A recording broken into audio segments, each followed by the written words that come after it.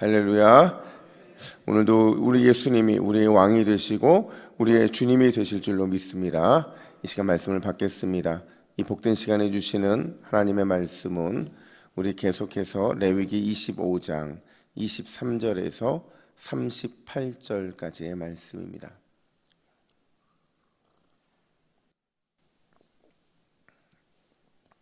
레위기 25장 23절부터 38절까지의 말씀, 고엘 오 나의 예수님이라는 제목으로 오늘 말씀을 받겠습니다. 우리 23절부터 함께 교독합니다. 토지를 영구히 팔지 말 것은 토지는 다 내 것임이니라. 너희는 거류민이요 동거하는 자로서 나와 함께 있느니라.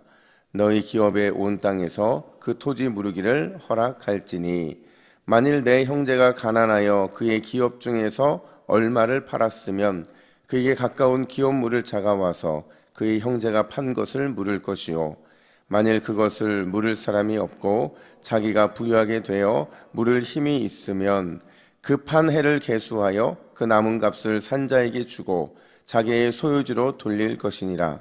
그러나 자기가 물을 힘이 없으면 그 판 것이 희년에 이르기까지 산자의 손에 있다가 희년에 이르러 돌아올지니 그것이 곧 그의 기업으로 돌아갈 것이니라.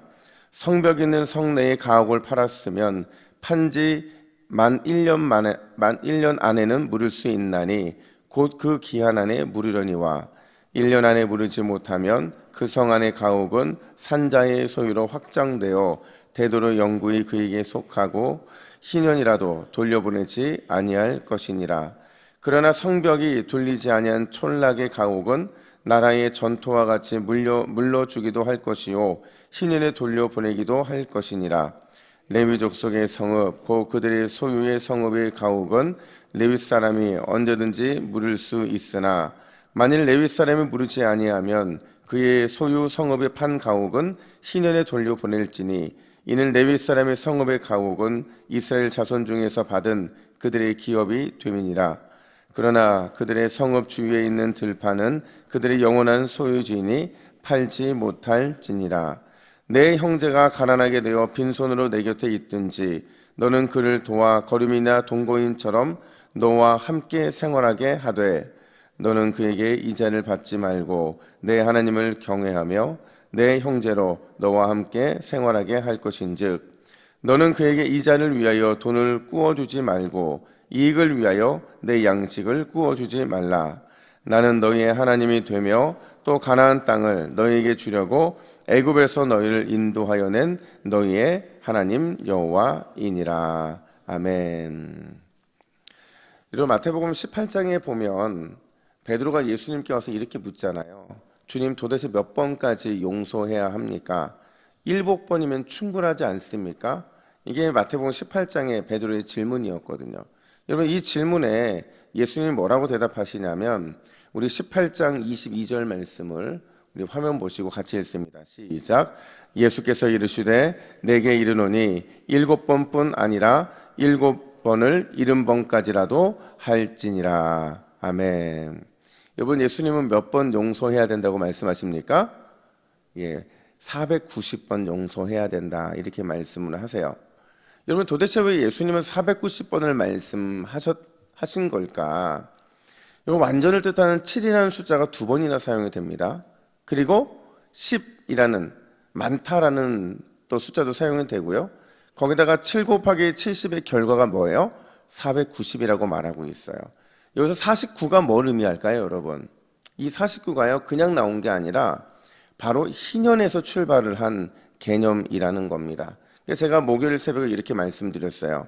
하나님께서 희년의 해, 대속죄일에 나팔을 불어 모든 죄를 사해 주신 것처럼 우리도 우리 이웃과 또 토지와 모든 것에 대해 해방을 선포하고 원래 자리로 돌려보내야 한다. 이게 바로 희년 정신이고 그 희년 정신을 예수님께서 마태복음 이 18장에서 다시 이렇게 말씀을 하셨다라는 거예요. 여러분 오늘 본문도 우리가 계속해서 희년을 다루고 있습니다. 여러분 희년을 한마디로 바꿔 말하면 대대적인 이런 해방을 선포하는 날이다 이렇게 말할 수가 있어요. 그냥 말로만 해방을 선포하는 게 아니라 진정한 해방을 실천하는 것, 마음과 또 모든 것이 해방을 실천하는 것, 그게 바로 신년의 의미였다라는 거예요. 특별히 오늘 본문은요, 이 땅과 관련된 해방에 대해서 말씀하시는데 두 가지를 우리는 기억을 해야 돼요. 첫 번째는 나는 청지기라는 사실을 우리는 잊지 말아야 된다는 거죠. 여러분, 우리가 가끔 착각하는 게 뭐냐면, 무소유라는 게 기독교적이라고 생각을 합니다. 많은 분들이 그렇게 착각을 한다는 거죠. 근데 여러분, 무소유는 기독교 용어가 아니라 불교 용어라는 거예요. 아무것도 가지지 않는 것, 이거는 불교 용어라는 거죠. 그러니까 성경은 단 한 번도 무소유를 말한 적이 없어요. 오히려 뭘 말하느냐, 하나님이 주신 것, 그 분량에 상관없이 받은 게 있다면 잘 관리하고 잘 사용해야 된다. 그러니까 이걸 다른 말로 뭐라고 말하냐면 청지기론이라고 말을 하거든요. 그러니까 우리가 지금 계속 다루고 있는 희년의 핵심이 뭐냐, 이건 바로 청지기론에 근거하고 있다는 거예요. 하나님의 주신 것을 잘 관리하되 인간의 욕심과 탐욕으로 인해서 그 관리가 쉽지 않으니까 아예 하나님께서 제도적으로 조절하도록 하신 거예요. 특별히 땅에 대해서 더더욱 그렇다는 거죠. 토지의 역사 이래로, 이번 토지라는 것은요, 역사에 살펴보면 끊임없이 개인의 자산 속에 속해 있는 거였어요. 그러다 보니까 어떻게든 더 많이 소유하려고 했던 게 바로 이 토지였다라는 거죠. 그 토지에 대해서 오늘 주님이 뭐라고 말씀하시느냐, 우리 23절 말씀을 같이 읽습니다. 23절입니다. 시작. 토지를 영구히 팔지 말 것은 토지는 다 내 것임이니라. 너희는 거류민이요 동거하는 자로서 나와 함께 있느니라. 아멘. 뭘 말하는 거냐면 토지는요 우리 거라는 거예요? 아니라는 거예요. 토지는요 진짜 주인은 하나님이시고 우리는 관리하는 청지기에 불과하다라는 거죠. 그러니까 우리는 늘 잊으면 안 되는 게 우리에게 주어져 있는 모든 것들은요 하나님께서 우리에게 분배해서 우리는 빌려 쓰는 것에 불과하다라는 거죠. 우리는 잠시 빌려 쓰다가 주님이 부르면 주님께 그 모든 것 다 이 땅에 내려놓고 올라가야 되는 그런 삶이라는 거예요. 따라서 청지기의 바른 역할이 뭐냐, 우리 24절 말씀도 같이 읽습니다. 24절입니다. 시작. 너희 기업의 온 땅에서 그 토지를 무르기를 허락할지니. 여러분, 토지의 바른 역할이 뭐냐면 토지를 누군가가 무르기를 원하면 그냥 줘야 된다는 거예요. 물론 경제적인 이런 손실 채워줘야 되는 것도 있지만 그게 만약에 신년까지라고 한다면 그 신년은 반드시 돌려줘야 한다는 거예요. 근데 여러분, 중요한 질문, 제가 한번 말씀드린 적이 있는데, 여러분, 이스라엘 백성들이 이 신년 제도를 지켰을까요? 제가 물어보니까 단 한 번도 역사 이래로 신년을 지킨 적이 없었다는 거예요. 충격적이지 않습니까? 여러분, 지키지도 않을 걸 알고 있으면서도 하나님께서는 그들에게 이걸 말씀하고 계신다라는 거죠. 그들이 지키지 못한 이유는 뭐냐면 자신들이 청지기라는 사실을 잊고 만 거예요. 가져보니까 소유자가 되기를 원하는 마음이 너무 커졌다라는 거죠. 그런 그들을 향해서 예수님이 다시 한번 이 신년 정신을 이렇게 설명을 합니다. 마태복음 10장 8절 하반절 보면 이렇게 말을 해요. 너희가 거저받았으니 어떻게 하래요? 거저주라, 이렇게 말하고 있어요. 이게 신년 정신인 거거든요. 그러니까 예수님은 이스라엘 백성들이 역사 이래로 지금까지 한 번도 지킨 적이 없는 그 신년에 대해서 다시 한번 말씀하시면서 거저받았으니 거저주라, 이렇게 말하고 있다라는 거죠. 여러분, 우리는 하나님께 이미 엄청난 은혜를 받은 사람들인 줄로 믿습니다. 우리가 구원을 받은 것, 그것뿐만 아니라 우리는 가족도 선물로 받았고요, 살 집도 선물로 받았고요, 살아간 물질도, 또 수많은 이 땅에서의 것들을 누릴 수 있도록 하나님께 받았다라는 거죠. 그런 하나님 앞에서 우리가 보일 태도는 이거라는 거예요. 너희가 은혜로 받았으니 너희가 은혜로 나눠주기를 주저하지 말라라는 겁니다. 여러분, 오늘 주일입니다. 오늘 주일은 특별히 여러분, 우리가 지키는 절개의 가장 기초가 되는 게 뭐라고 그랬어요? 안식일, 바로 주일이라고 말씀을 드렸어요. 받은 은혜, 받은 복, 이 모든 것들을 나만 소유하면 탐욕이 되니까 주님께서는 일주일에 한 번씩 하나님께 드리고 우리 이웃들과 함께 나누기를 원해서 우리에게 주일을 허락해 주신 거예요. 오늘 받은 것에 감사하시고 또 더 나누기를 더 원하고 실천하는 그런 주일이 되기를 예수님의 이름으로 축복합니다. 뿐만 아니라 두 번째로 나에게는 영원한 고일이 있다는 사실을 반드시 기억을 해야 한다는 겁니다. 여러분, 오늘 본문에서 가장 많이 등장하는 표현이요, 무르는 자라는 표현이에요. 이게 이제 고엘이라는 건데 몇 번이나 반복되고 있느냐? 11번이나 반복되고 있다라는 거죠. 근데 사실 여러분, 고일이라는 표현이 단순히 물러준다, 땅을 물러준다 그런 의미로 쓰이는 게 아니고, 이 단어가요, 속량하는 자, 갚아주는 자, 심지어 구속자, 속량자라는 의미로 쓰이고 있다는 거예요. 그런 의미에서 특별히 구약의 고엘은 세 가지의 의미를 가지고 있는데, 여러분 잘 보세요. 이 세 가지가 누구를 가리키고 있는지 보세요. 첫 번째, 집안의 재산을 지킬 의무가 있다는 거예요.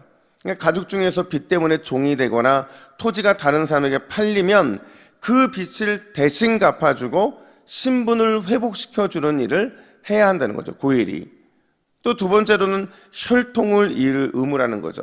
대가 끊기지 않도록 하는 건 역시도 고일의 의무라는 거예요. 세 번째는 피해 복수의 의무죠. 가족이나 친척의 원수를 대신 갚아주는 역할 역시도 고일의 역할이었다라는 거죠. 결국 고일이라는 건요, 가족을 속량하고 구속하고 유지해주는 역할을 했다라는 거예요. 여러분, 이게 누구를 상징해요? 예수님을 상징해요. 제가 말씀드리는 이게 맞으면 하면 이 새벽에 아멘으로 한번 화답해 보세요. 여러분, 고일이신 예수님은 죄의 종이었던 우리를 구원하시고 자녀의 권세를 회복시켜 주신 줄로 믿습니다. 고일이신 예수님은 영적인 우리의 가족이 끊어지지 않도록 날마다 우리의 가정과 우리의 교회를 눈동자처럼 지켜주시는 줄로 믿습니다. 고일이신 예수님은 우리의 원수 사탄 마귀를 심판하시고 날마다 승리의 기쁨을 우리에게 주시는 줄로 믿습니다. 여러분, 이 고일이신 예수님이 다른 사람의 고일이 아니라 바로 우리의 고일이라고 말하고 있는 겁니다. 여러분, 이 놀라운 은혜의 고일이신 예수님이 오늘 이 주일에 구원의 은혜, 구속의 은혜, 도우심의 은혜를 반드시 우리에게 베풀어 주실 줄로 믿습니다. 이 소망 가지고 기도하는 저와 여러분 되기를 예수님의 이름으로 축복합니다. 우리 함께 기도의 제목을 같이 읽고 기도하겠습니다. 같이 읽습니다. 시작. 청지기로서 받은 은혜 나누는 통로가 되게 하옵소서. 오늘도 고일이신 예수님의 구원의 은혜, 구속의 은혜, 도우심의 은혜를 누리게 하옵소서. 아멘. 함께 기도하겠습니다. 하나님 아버지, 오늘 말씀을 통해서 우리가 청지기로서 어떤 사명을 감당해야 되는지 하나님 깨닫게 하시니 감사합니다. 내 것은 아무것도 없고 주님이 나에게 나누는 통로로 주신 줄로 믿사오니 오늘 내게 있는 모든 것 주님께 아낌없이 드릴 수 있는 주일이 되게 하여 주시고, 특별히 사랑을 나눌 수 있는 우리 모든 동북의 믿음의 가족들이 되게 하여 주옵소서. 오늘도 기도하며 고일이신 예수님을 붙잡기를 원합니다. 구원의 은혜, 구속의 은혜, 도우심의 은혜 반드시 우리에게 베풀어 주실 줄로 믿사오니 오늘도 이 은혜 바라보며 믿음으로 끝까지 승리하는 우리 모든 기도자들 되게 하여 주시옵소서. 감사드리며 예수님의 이름으로 기도하옵나이다. 아멘.